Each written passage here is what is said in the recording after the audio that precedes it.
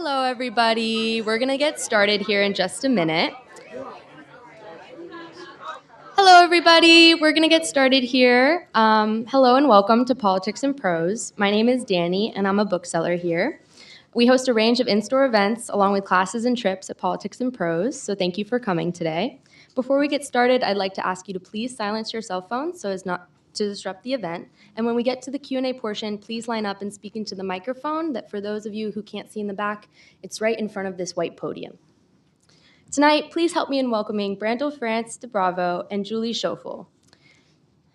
With wit and vulnerability, Brandel France de Bravo in Locomotive Cathedral explores resilience in the face of climate change and a global pandemic, race, and the concept of self, all while celebrating the power of breath as baptism on repeat.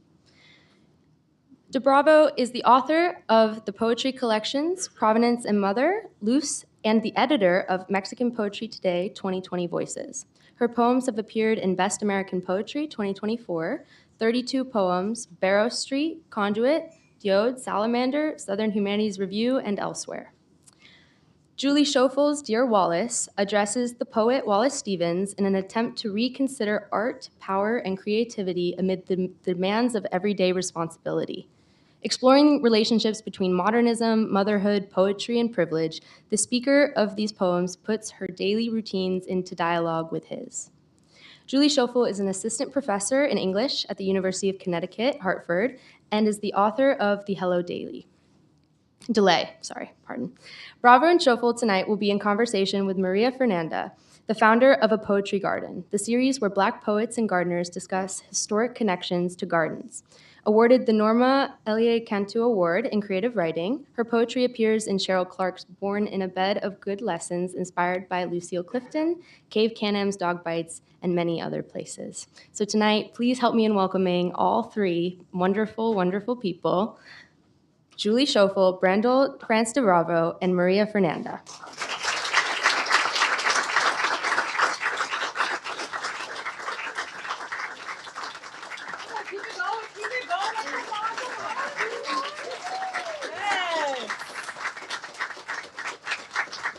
It's great to keep clapping because we want to get comfortable on stage. You know, it helps.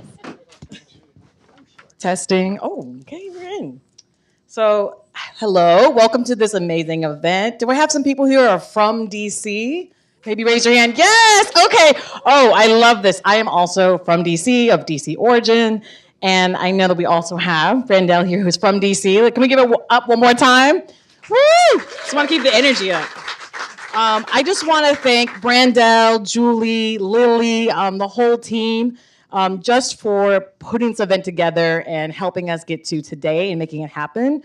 We're going to be honoring these two amazing poets. You just heard their bios. But I also want to just double down and share that this is also Brandel's official book launch. So we'll be launching Locomotive Cathedral today, which is amazing. So one more time, I know. I'm going to wear y'all out. So I'm going to read a few notes about the press, and then we can get right to the reading. So again, this evening, the Backwaters Prize is an international poetry book competition initiated in 1998. Its creative literature of enduring value and consequence has an impressive backlist of poetry and prose that contributes to the cultural significance and preservation of diverse social groups and societies across the world. I might not need a mic. Each year, 2 books are chosen by distinguished American poets. In the past, that also includes Philip Levine, one of my favorites. And this year, it's these 2 lovely women. Further, the Backwaters Press is an imprint of the University of Nebraska Press. Founded in 1941, UNP makes accessible works of intellectual and cultural significance that advance the boundaries of human knowledge and experience. And I love this. They also add that one of the part of their mission is to do it collaboratively with agility, creativity, innovation, and dedication every day. So tonight, like I said, will be a weaving of voices.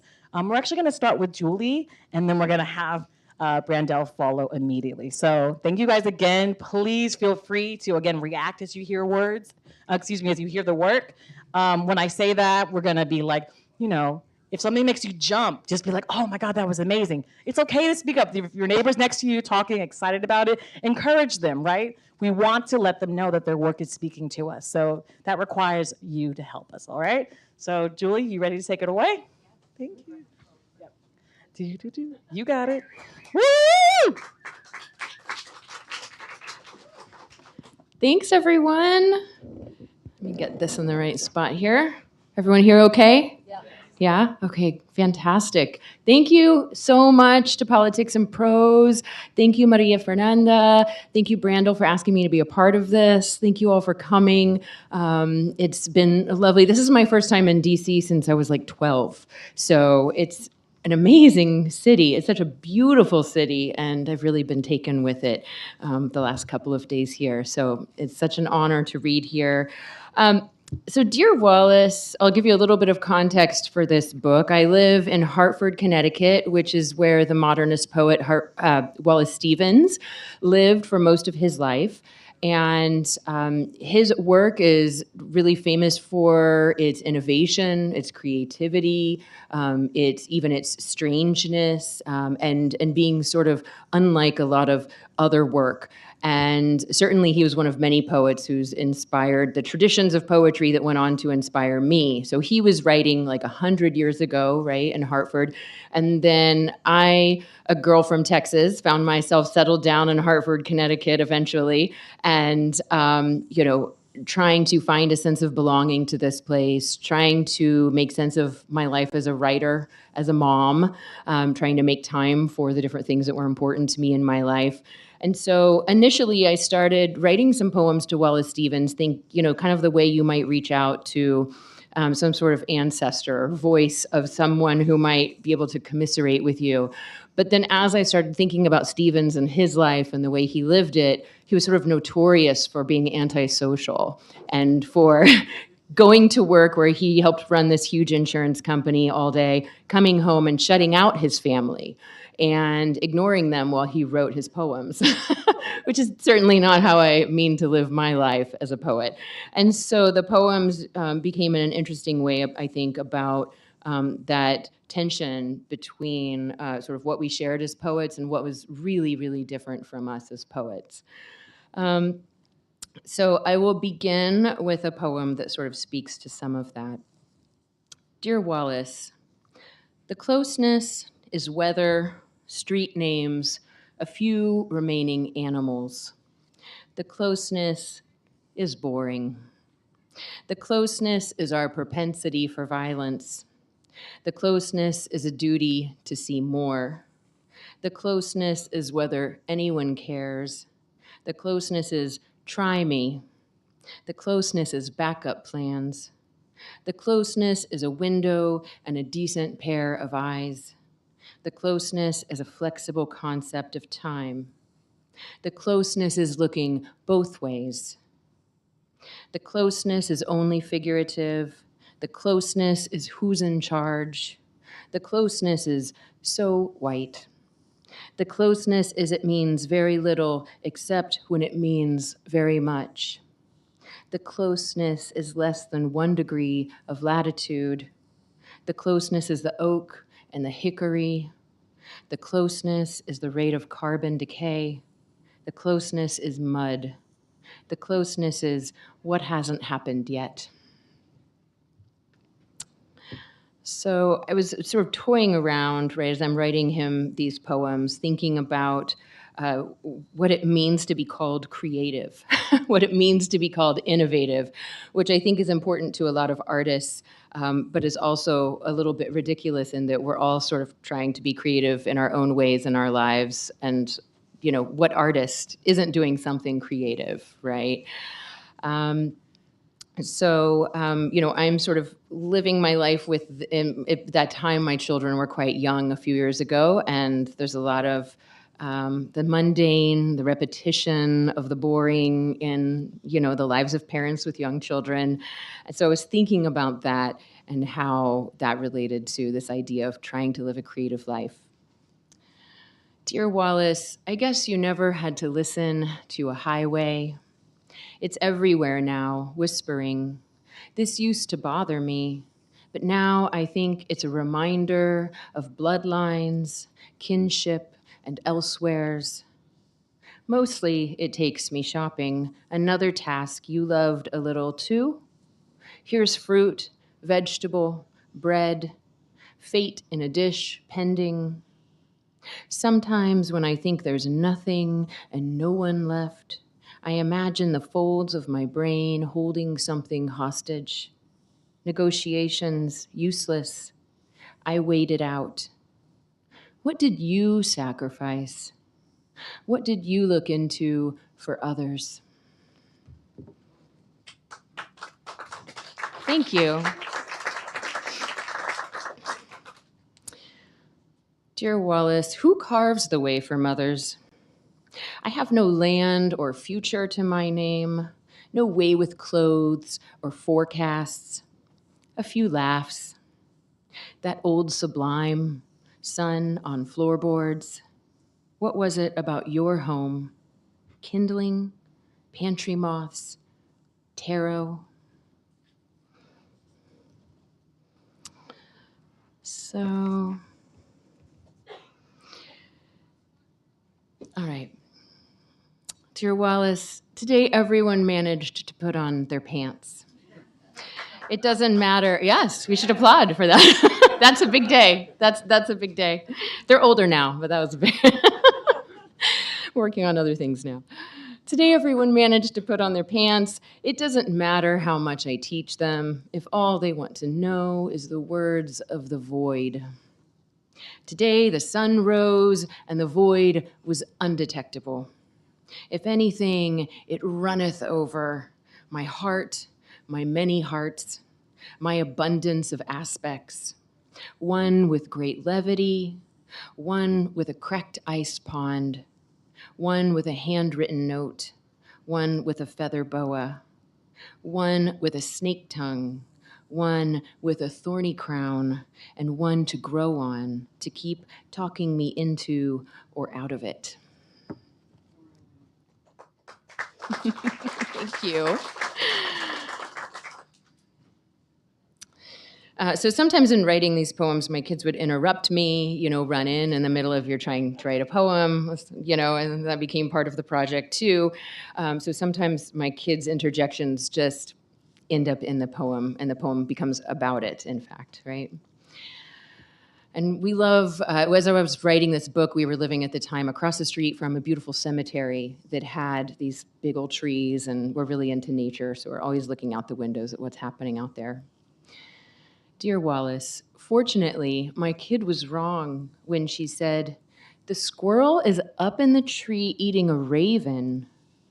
I take her very seriously, as she is careful, and it was like a sign of the end times. Of course, I don't believe in end times, but I am pretty sure that I'm baking a ruined bread that's not rising as I write this, a poor fungus in the envelope. It is a treat to be taken seriously. Beloveds so often dismiss one another. Boredom invents sex, then mothers. Yes, I meant a hawk.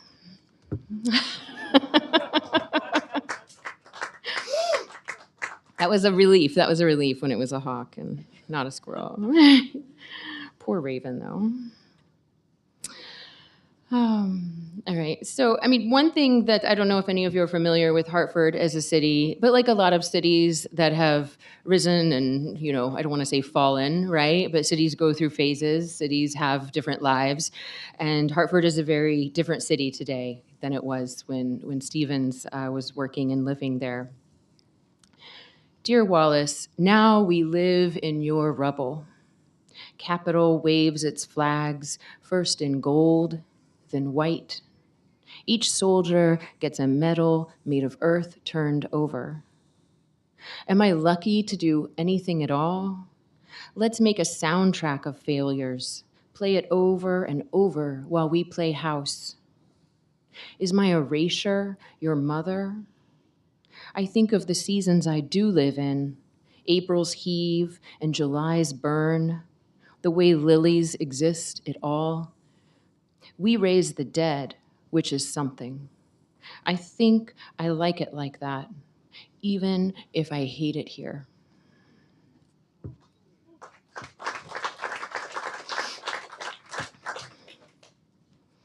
So I'll just do two more. Dear Wallace, many, many animals and insects lay eggs and then die, or give birth and die, or raise their young and die when the time is come. Humans keep living, may outlive even their own kids' lives, but still there's a beginning of the end of the self in that making. And clearly, the kids make us older, accelerate our realization, and our dying. So what is left of invention, mother of boredom? These faint touches of light are almost enough. 4 o'clock is everything. When I see my want on the horizon, I know what it's trying to tell me.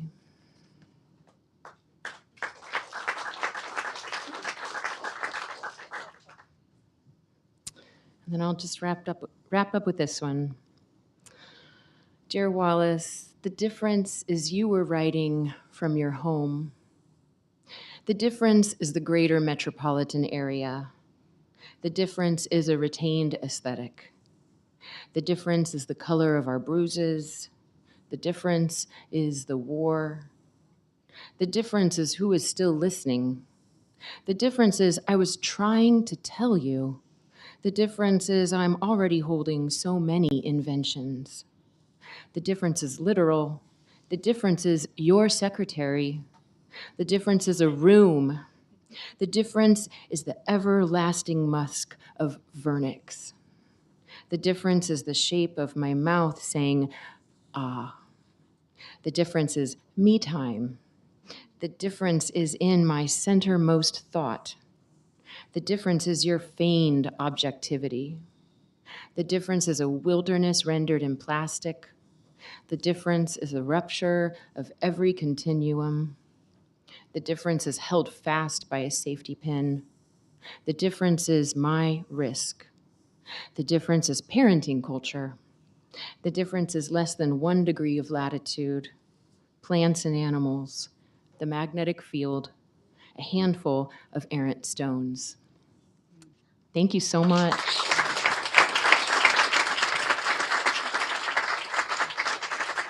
Thank you so much. That was beautiful. Did I just do that? Oh, you're fine. Except I need water. I'm desperate for water. All right. Would you? Oh, thank you so much. Hi, how's this sound? Yeah? Okay. So, waited for this moment for a long time, since September.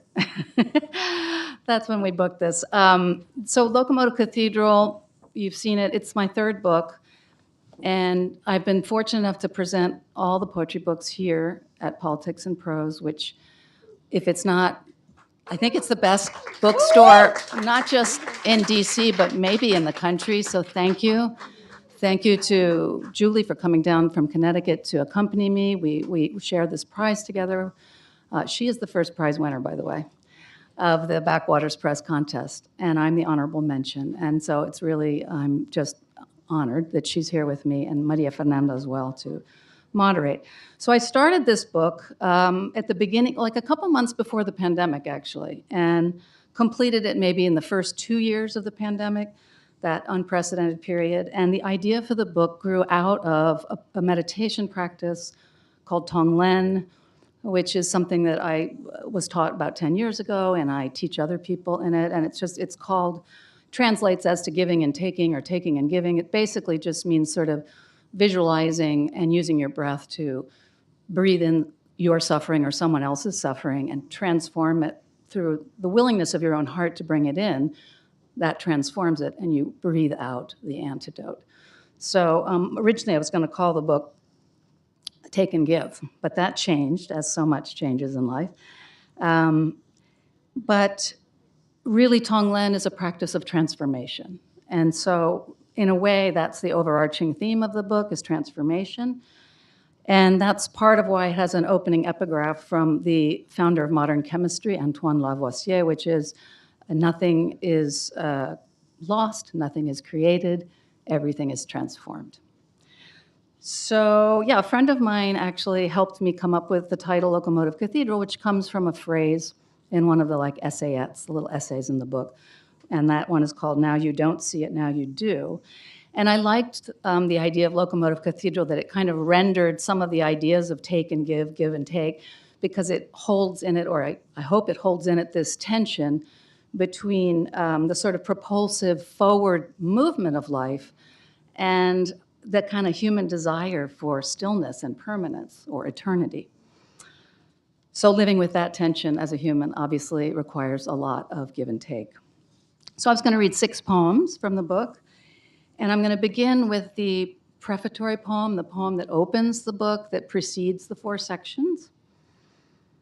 And it's called Regard the Other as a Verb. And a certain crow, some of you may know, appears in that poem. Some of you know him from social media. I named him Rene, and he started showing up on my DC balcony at the beginning of the pandemic when I was kind of most in need of companionship, because my husband Marty and I were separated at that point, not willingly, but rather by the pandemic. He was in Mexico and I was here, and we weren't able to reunite for many, many months. So Rene was a companion to me. And also, I hope that this poem sets a tone for the book, because it's speaking to a human desire, or at least this human's desire, to hold on to or have control over. I don't know if any of you share that. So let me start with that one. Regard the other as a verb. Still sounding okay? Okay. I don't eat crow, I feed crow. My crow isn't my crow. I name the crow because I'm human and want to know how a god feels. When I use my app to ID a tree, I pronounce it Osage Orange. I bask in my beneficence. I'm the Pope, tossing blessings from a balcony. The crowd pecks at them, gobbles them up. I'm not so different from a pigeon. What appears to be strutting is gracelessness on earth. Rene is perspicacious and has only 1 foot. Strutting is out of the question. If I stare at my balcony long enough, he will glide toward it, flat as a black manta ray. He is my lesson in looms large. Every visit is a spell. The sun has a brief brownout, and I turn a little electric. Maybe the crow and I are planets. He likes orbs, grapes, and blueberries. Sometimes his eating and my reading align, and then he leaves, a lesson in recede. I watch until he bends around a building. I have a special whistle to call him, but he is not a dog. The dachshund next door barks for hours when my neighbor goes out. Rene caws on my railing for what seems like hours. This is my lesson in forgiveness. He caws for me, for food, for me with food, for me to count 1, 2, 3, and throw kibble for him to catch. Every time I'm with him, I have to reprimand myself. Want, use your indoor voice.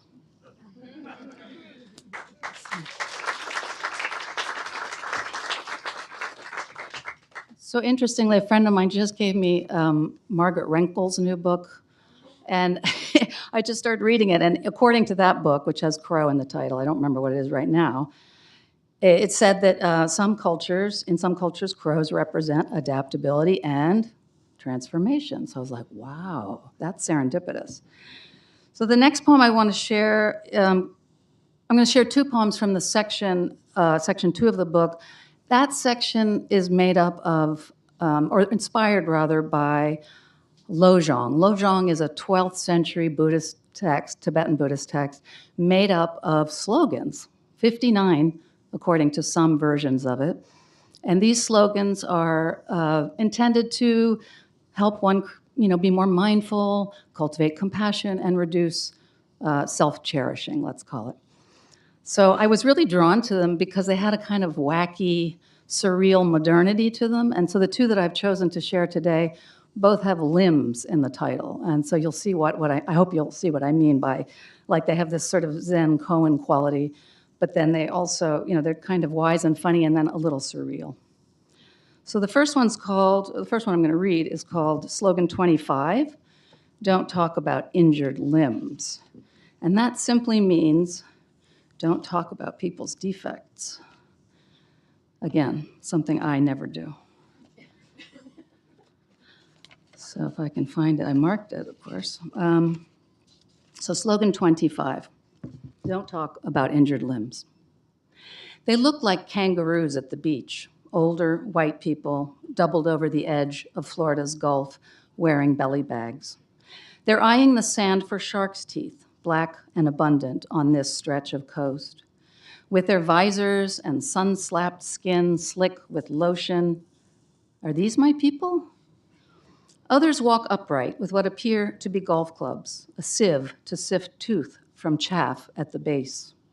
Every 10 feet, another dead fish, even an iguana in Shavasana.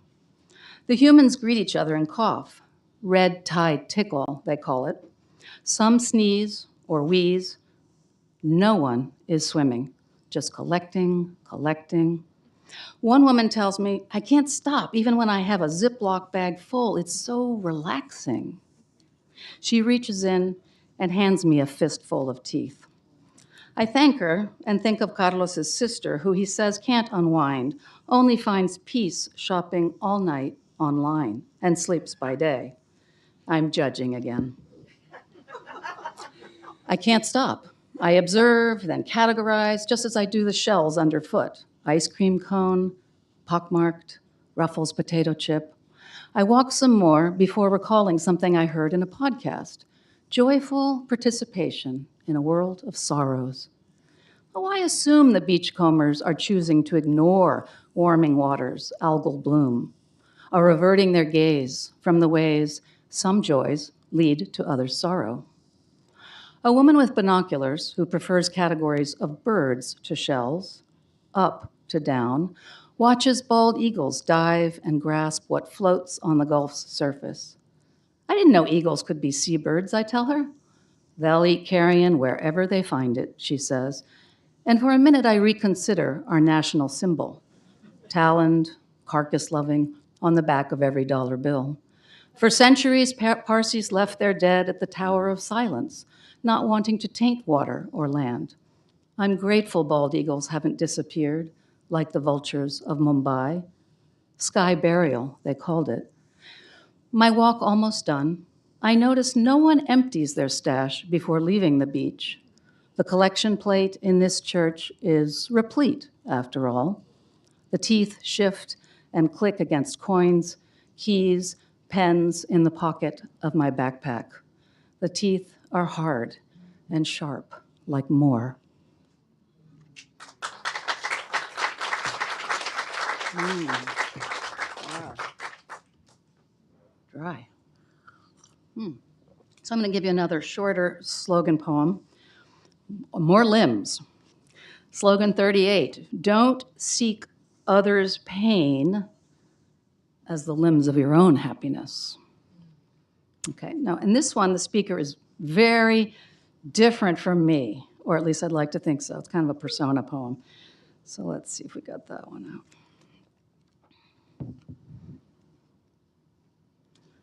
Why am I having? Okay, this system is not as good as I'd hoped.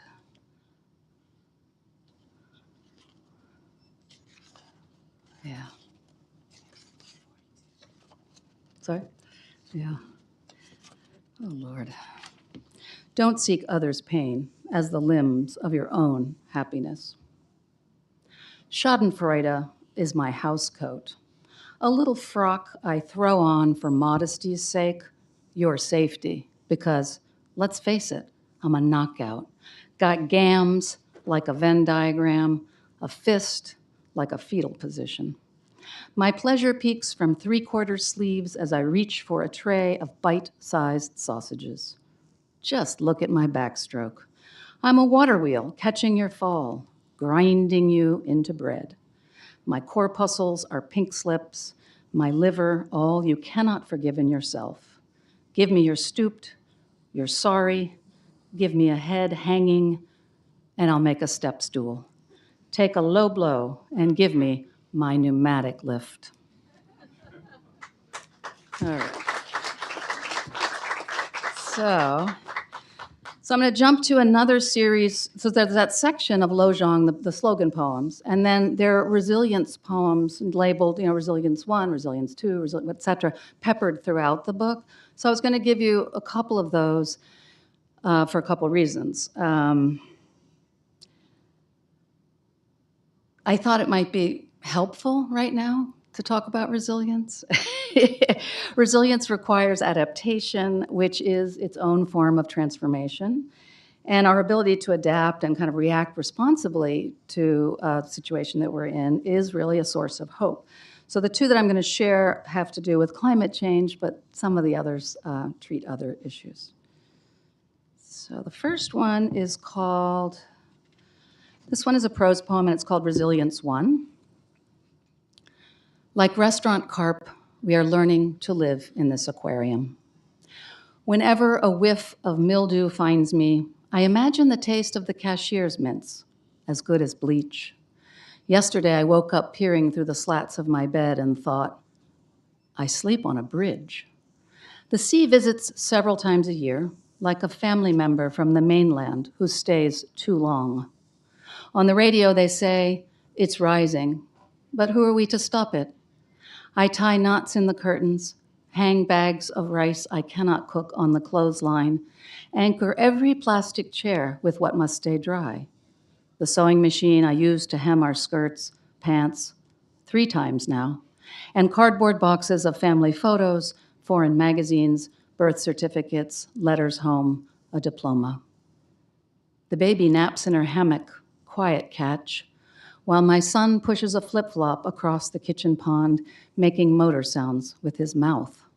In a few years, he will join his father and the other fishermen. The jerry cans of drinking water, half full, are chained like floating dogs. I miss our rooster's kikiriki, but an ear acquires new habits, every liquid footstep bubbling inside me like oxygen. And, come on. So the next one is a short one about another climate disaster, I guess, and it's in honor of those who are affected by the fires in Los Angeles. Resilience 3. Fire is an aria, not a red curtain. What survived? A filing cabinet, a pair of diamond earrings, a skillet. Fire is a sermon, not a pulpit. What survived? A wedding ring of gold, a hacksaw, a wrench. Fire is push and tear, not an infant. What survives? The blue taste of colostrum, defense against. Fire is a contest, not a medal. What survived? A porcelain sink, 2 spoons, a knife, some bricks. What's born in fire will not burn. What survives? The memory of being undone, reformed, to forge ahead. Fire is a gasp for breath, not a corpse. What survived? Seeds of scrub pine, lodgepole, and jack, sleeping beauties, all waiting for a furnace kiss.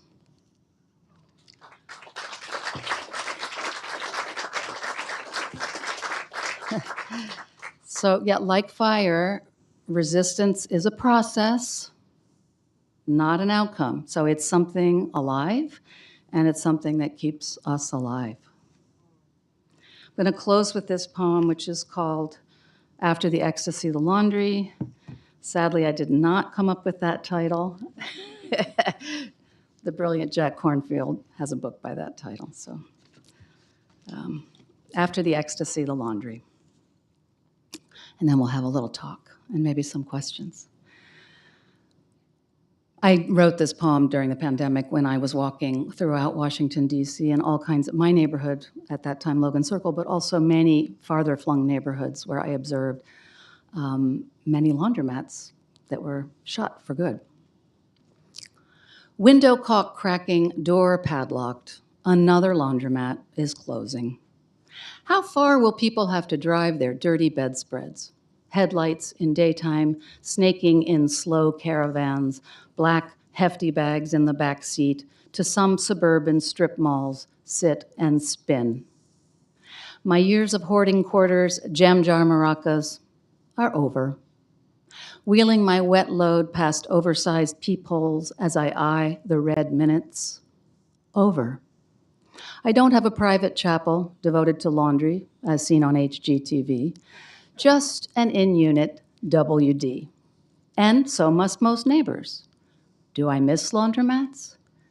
Maybe I miss the locker room-like looking, the furtive interest surely shared, given the rule to never air. Maybe I miss balling socks, folding underwear, quickly concealing the crotch on a long table where so many strangers, boxers, nightgowns have rested. Any raised surface can be an altar, a place to kneel, side by side, mouths open to receive, eyes fixed ahead, staring into a sleeve. Another laundromat is closing. And I'm wistful for some imagined leveling, a there but for the grace gone, forgetting there's always been drop-off, and laundresses like silent confessors to pound stone, wring river, inhale the steam of hot metal communing with cotton. From a stacked dryer in the closet, I carry my tangled heap to the bed, spilling as I go. Is it lonely? Only as much as meditation. Fishing and folding, I think, justice, like laundry, is never over, which feels profound, until in a bookstore I discover I'm not the first to find wisdom at the bottom of a hamper. Maybe it's not how we do it, but that we all do, cycling through the stink and stain of it. An idea so soft from billions of washings, you can't help wanting to wear it. So thank you.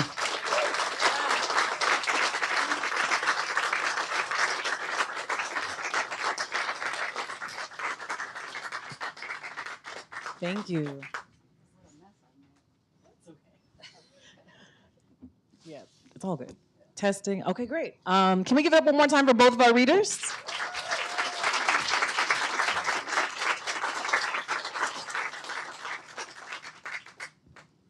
That was beautiful. I think we're all kind of just like taking it in and like just feeling it. So I just want that to hang in the room for a moment.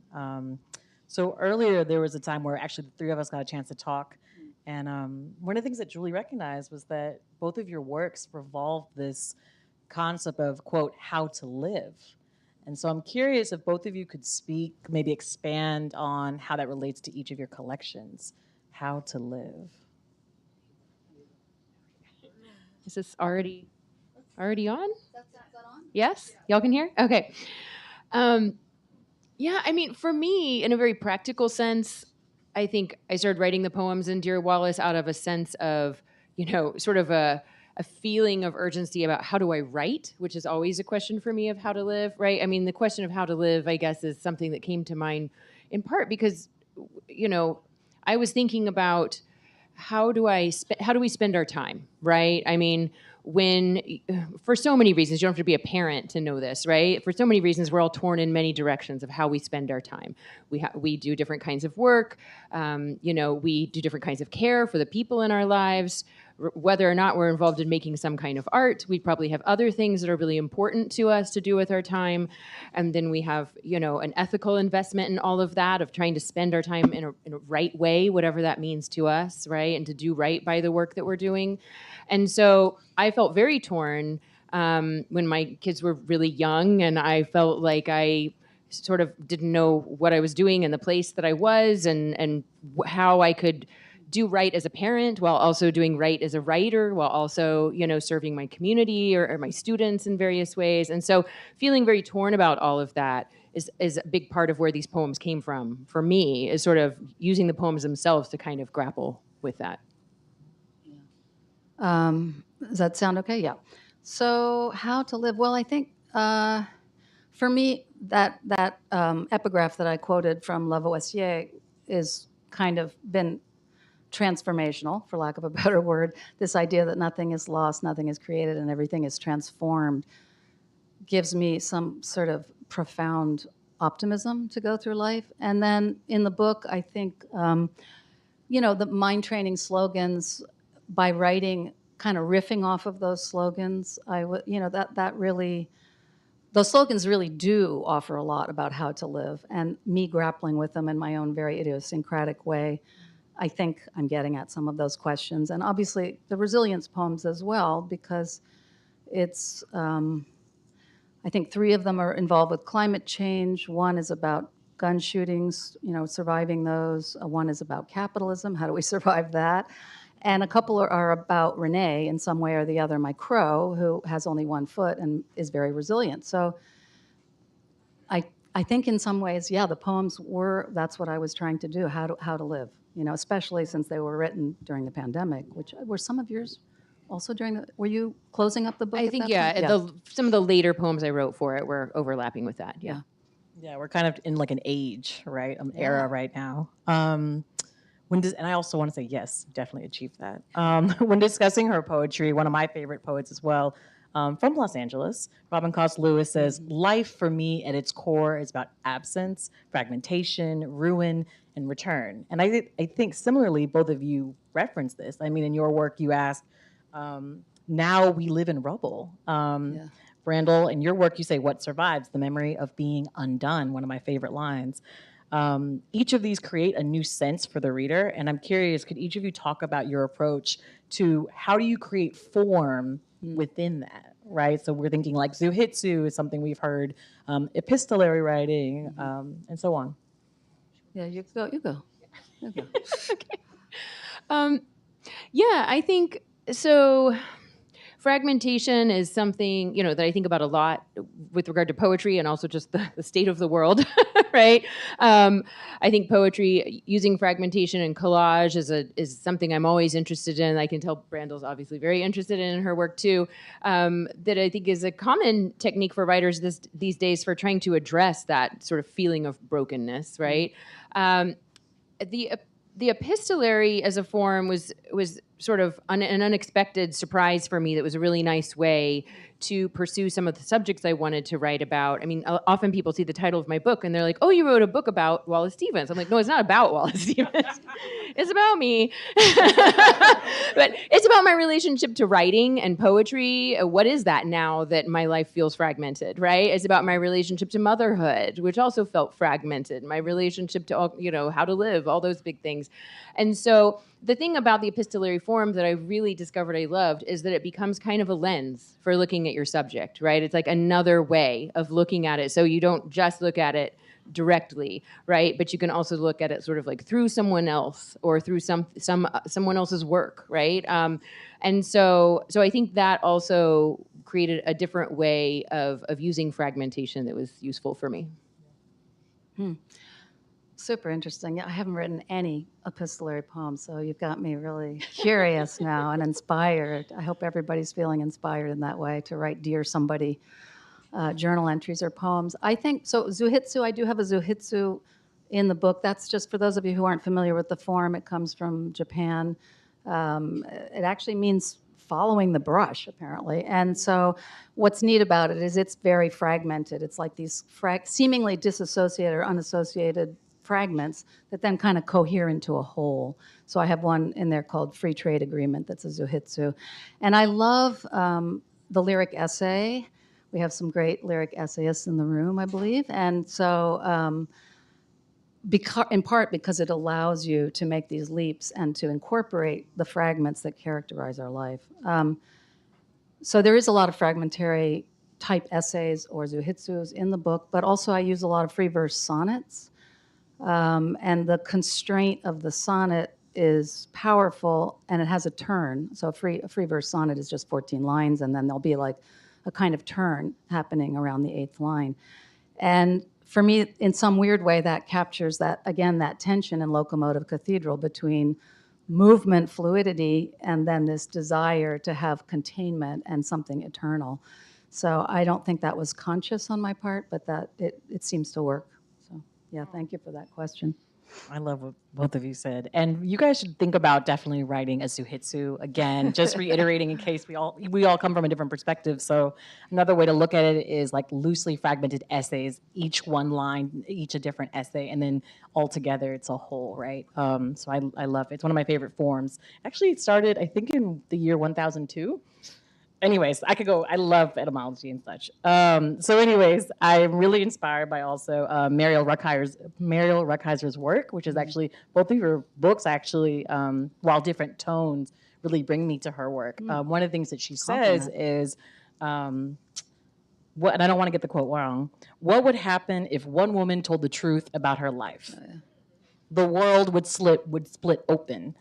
And I'm wondering, I wanted to turn it back to the poet, to the writer, and ask, was there maybe one poem or several poems that you wrote in this process where you were like, my own world is splitting open? If not, I know your books have both been out for only a few months, but still, has a reader told you that maybe one of your poems split their world open?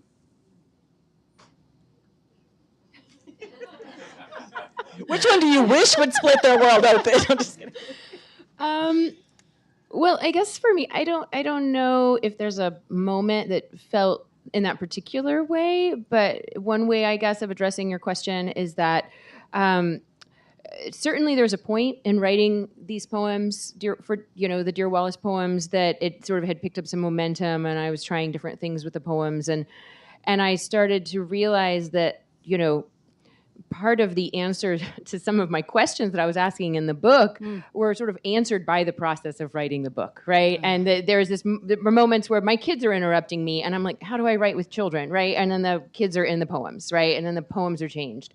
And things like that, right? Where it started to feel like, well, that the work is in the work, right? I mean, as with meditation and so many other things in life, right? The work is in the work. And that's when I think I also started to think of it as a book, because it was like, okay, this is a bigger project where I'm really exploring how all of the things that feel fragmented or interrupted or like interruptions, that process is the life. It is the thing, right? And that's how you write it, is you just like work your way through it, and that's how it happens, right?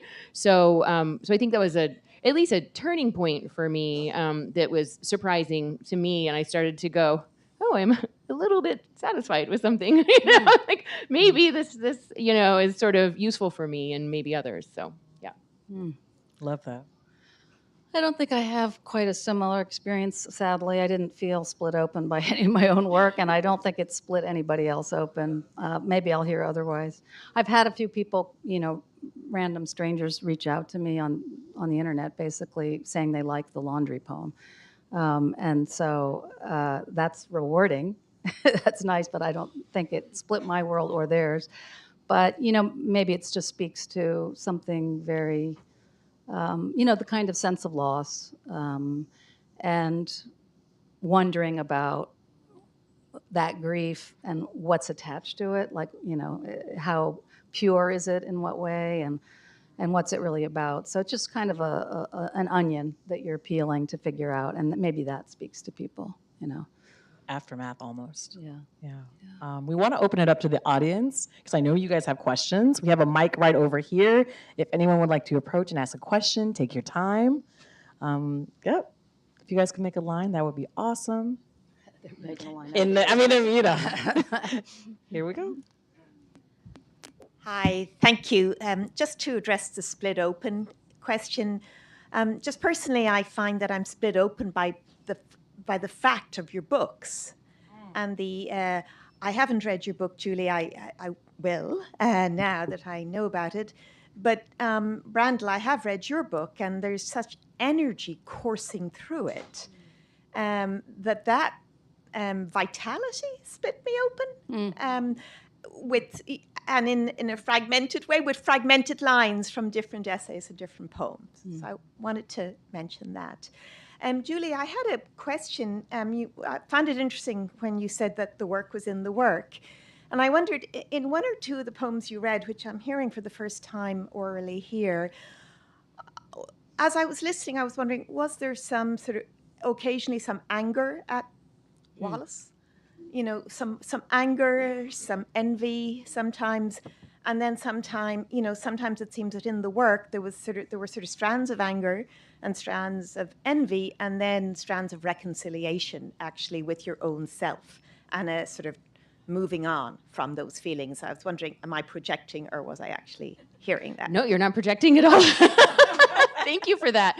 No, I think that's a really accurate sort of description of part of the book, is that, I've always felt inspired by his actual poems, his actual work. And, I think I also, as soon as I was living in Hartford and having a more complex relationship to his work and his legacy, as, I learned more about him, absolutely, had a lot of jealousy and anger about, well, it's really easy for us to praise this guy who, won these awards, and, like all these dead white guys gets all this recognition, and his wife was doing everything at home, and he was really just like not even acting as a father or a husband, and so I was just, and obviously I don't know. I can't say exactly how much he was involved with the poetry community. He certainly, corresponded with other poets, but he was also famous for his antisocial behavior around other writers too. So in many ways, I really resented that, someone who could be a terrible person in so many ways also could receive so much praise for his work, and so, I was thinking a lot about that, but then also the more you learn about someone's loneliness and someone's antisocial behavior, sometimes the more sympathy you have for what they may have been going through that they had no way to address it at the time, or who knows what resources he did or didn't have available. He did work in insurance. Right. True. So I have very mixed feelings towards Wallace Stevens after everything I've learned about him, and so yeah, it's a real mixed bag for sure. Well, thank you both. And one final note, Julie, I thought you may be very familiar already with the work of Evan Boland. Mm-hmm. Yeah. Okay. So you remind me in terms of she have sort of defied the canon of only men writing poems and only writing about men things, and she then becomes a very well-known poet writing about domestic things.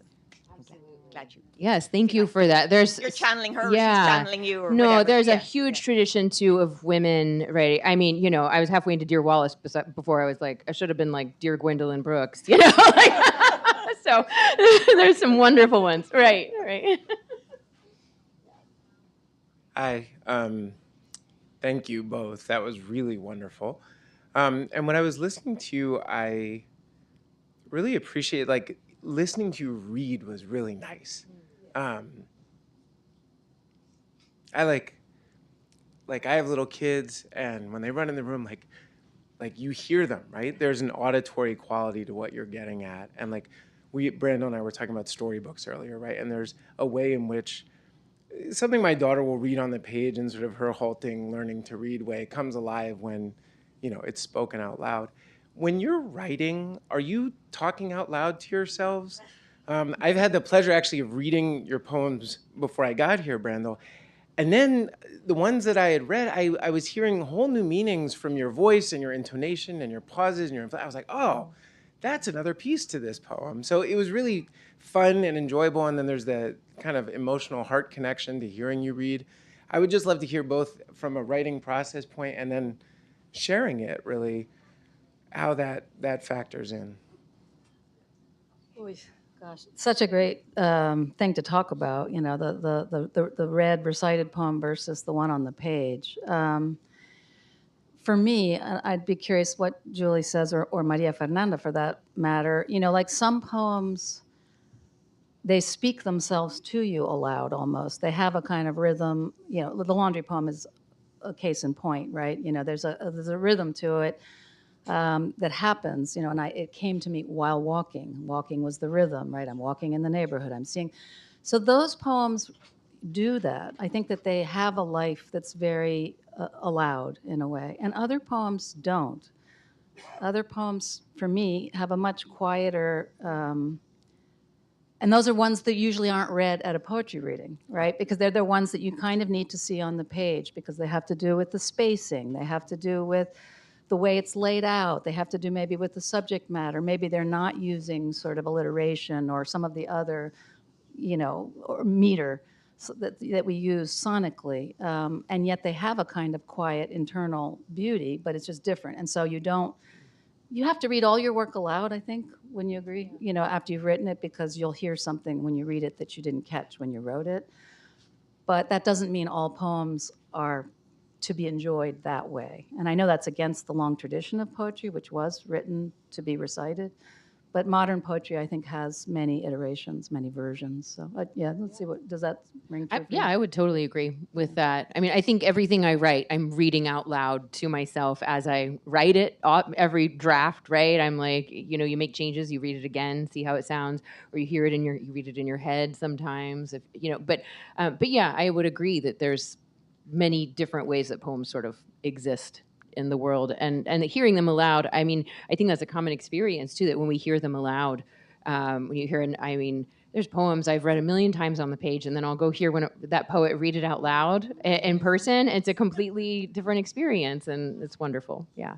Well, I really appreciated you both being willing to read your work out loud, so thank you. Thank you. I just wanted to ask one quick more question, because I think this has kind of been coming up.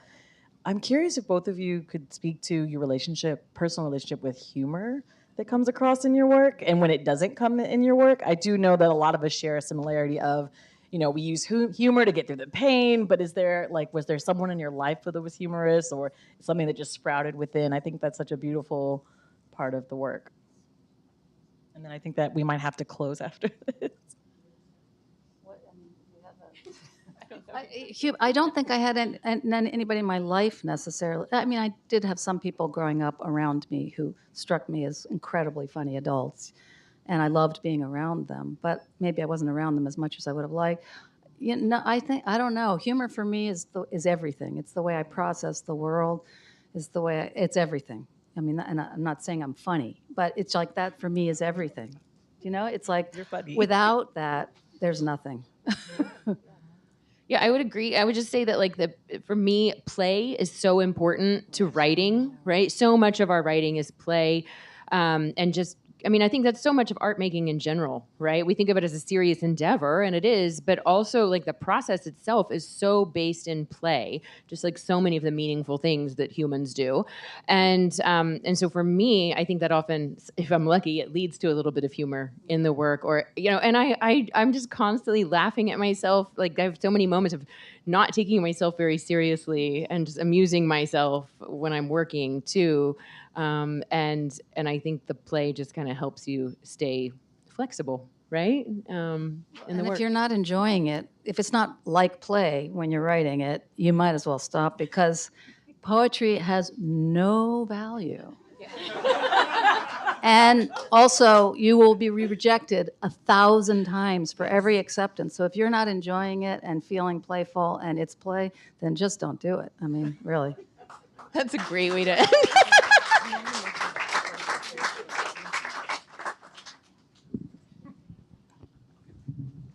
All right. Yep. I'm going to turn it over to the staff. Yes, we'd like to thank you all for coming. If you don't mind putting your chairs up against the wall once you finish, and if you'd like to purchase a book, you can go to the back to the checkout, get your book, and then line up here if you'd like it signed. Thank you all for coming. Thank you.